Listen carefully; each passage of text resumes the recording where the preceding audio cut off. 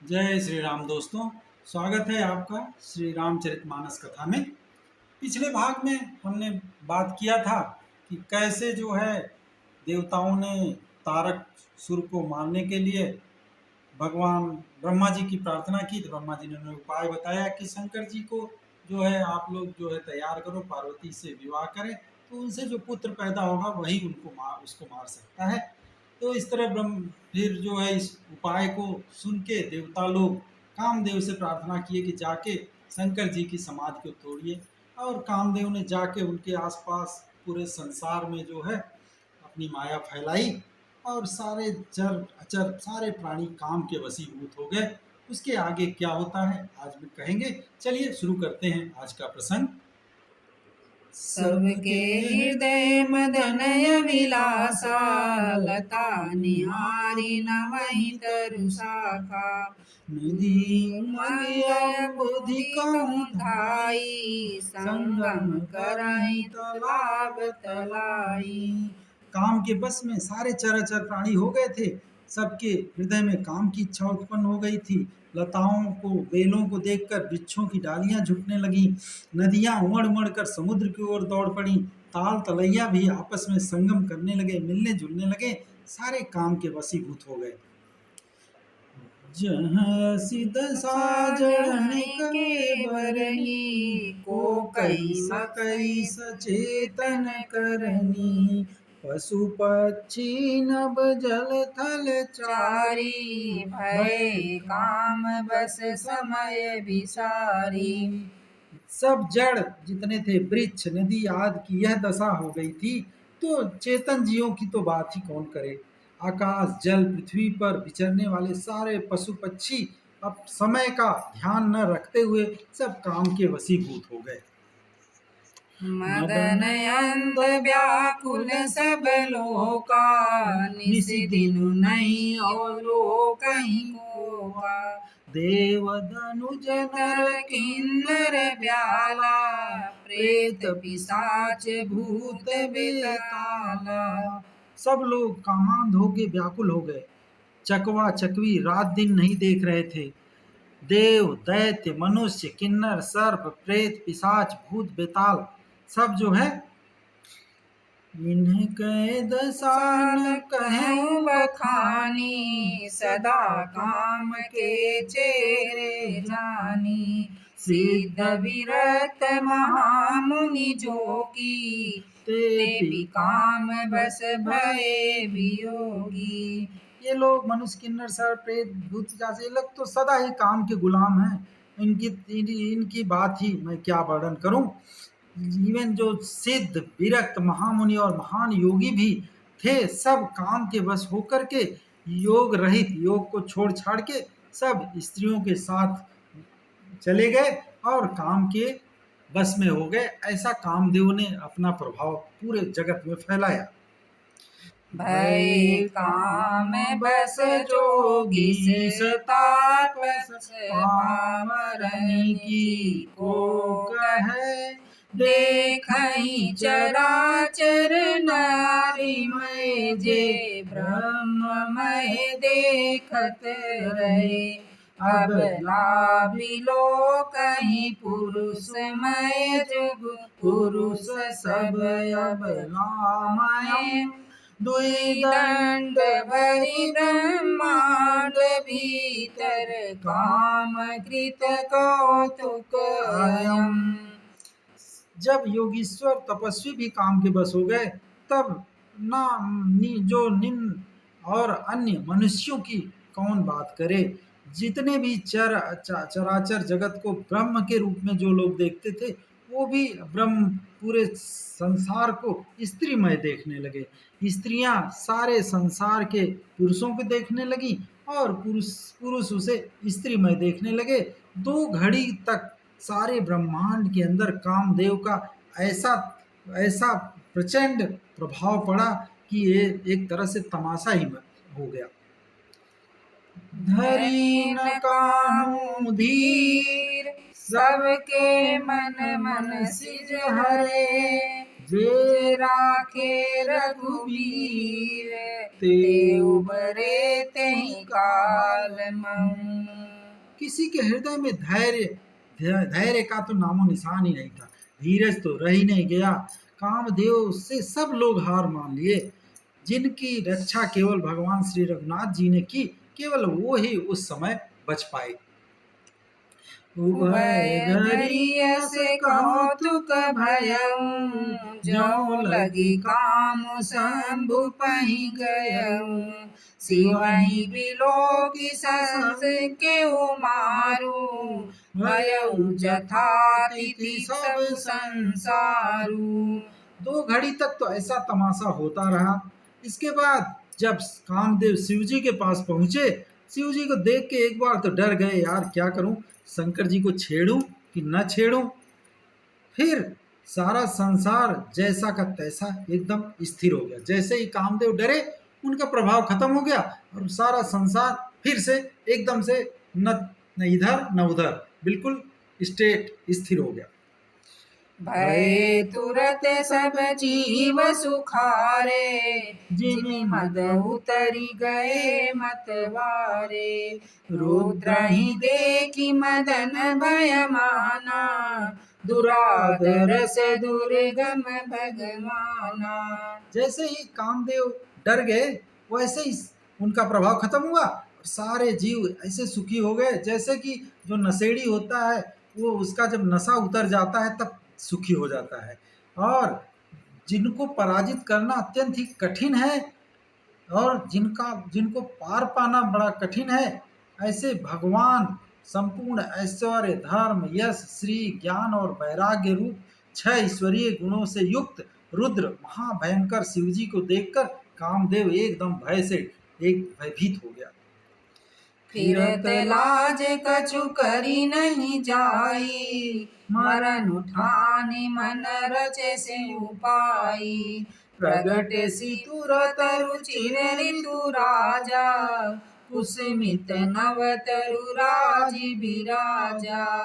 अब कामदेव डर तो गया, लेकिन अगर सोचा कि अगर लौट जाऊंगा तो बड़े शर्म की बात हो जाएगी मेरे लिए, और कुछ करते भी नहीं बन रहा था। शंकर जी को देख के ऐसा जो है उनका प्रभाव पड़ा कामदेव पे, और आखिर मन में मरने का निश्चय कर लिया कि चलो जो होगा होगा, मरेंगे तो मरेंगे, लेकिन अब मैं आया हूँ तो कुछ करके ही जाऊंगा। जो काम करने आया हूँ, देवताओं ने जो प्रार्थना किया है कि शिवाजी शिव भगवान का समाधि हमें भंग करना है, तो मैं भंग करके ही जाऊंगा, भले इसमें मेरे प्राण ही क्यों न चले जाए। और ऐसा सोच के तुरंत ही उसने फिर से बसंत को प्रकट किया। ऋतुराज बसंत, फूले हुए नए नए वृक्षों की कतारें एकदम सुशोभित हो गईं। ये सब उसने उपाय करने लगा कि शंकर जी का ध्यान कैसे भंग हो। वन उपवन बापिका तड़ागा, परम सुभग सब दिशा विभागा। जहाँ तहाँ जनु मगत अनुरागा, देखी मुएहु मन मन सिज जागा। फिर बसंत के आते ही वन उपवन, बावली, तालाब, सब दिशाओं के विभाग सारे सो जो है परम सुंदर हो गए, रमणीय हो गए। जहां तहां मानो प्रेम उमड़ रहा हो, जिसे देख करके मरे हुए मन में भी कामदेव की जाग उठता है, काम की इच्छा उत्पन्न हो जाती है। ऐसा उन्होंने कामदेव ने प्रभाव फिर से फैलाया। जागई मनोभव मुएहु मन बन, सुभगता न परे कही। शीतल सुगंध सुमंद मारुत, मदन अनल सखा सही। विकसे सरन बहु कंज गुंजत, पुंज मंजुल मधुकरा। कलहंस पिक सुख सरस रव करी, गान नाचहि अपचरा। फिर बसंत के प्रभाव से मरे हुए मन में काम की इच्छा जागने लगी। वन की सुंदरता कहीं नहीं जा सकती थी। काम रूपी अग्नि का सच्चा मित्र जो शीतल मंद सुगंधित पवन चलने लगी, और तालाबों में अनेक तरह के कमल खिल गए, जिन पर सुंदर भंवरों के समूह गुंजार करने लगे। राजहंस, कोयल और तोते रसीली बोली बोलने लगे, अप्सराएं गा गा के नाचने लगी। ऐसा कामदेव ने बसंत को बुला के ऐसा प्रभाव वहां पे फैलाया।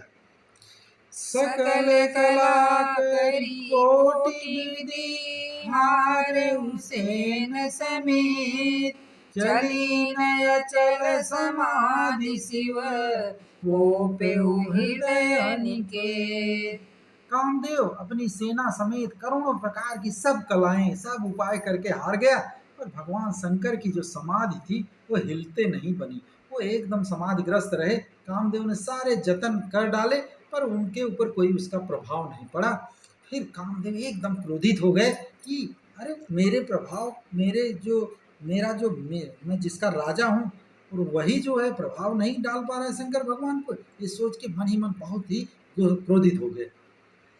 देखी रसाल बिटप बरसाखा, ते पर चढ़े मदनु मन माखा, सुमन चाप निज सर संधाने, अति रिसता की श्रवण लगी जाने।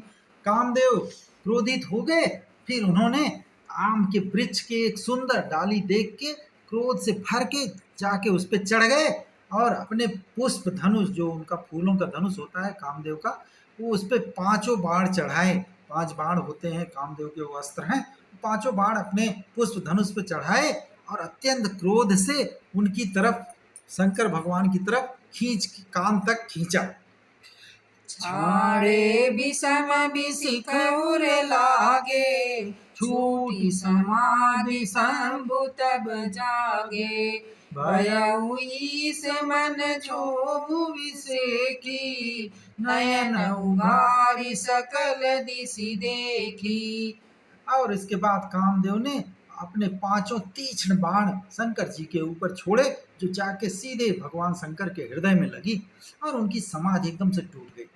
वे जाग गए और जैसे ही जगे उनके मन में बहुत क्षोभ हुआ और आंखें खोलकर चारों तरफ देखे कि कौन मुझे इस तरह से डिस्टर्ब करने आ गया है, और चारों तरफ देखे कि कहाँ कौन आया है। सौरभ पल्लव मधुन बिलोका, भयउ कोप कंपे लोका, तब सिमती सर नयन उघारा, चितवत काम भयउ छरि छारा। तब फिर शंकर जी जब चारों तरफ देखने लगे कि किसने मुझे डिस्टर्ब किया, किसने मेरी तपस्या भंग की, तो उन्होंने चारों तरफ देखा, कोई दिख नहीं रहा था। और तब उन्हें आम के पत्तों में छिपे हुए कामदेव को देखा, दिखाई दे गए कामदेव, और एकदम क्रोध से भर गए शंकर जी, और उनके क्रोध के कारण तीनों लोग कांप उठे। और शंकर जी क्रोध से अपना तीसरा नेत्र खोले। शंकर जी का तीसरा नेत्र तो बड़ा भयंकर होता है, जैसे ही उन्होंने खोला वैसे ही कामदेव जल के भस्म हो गए।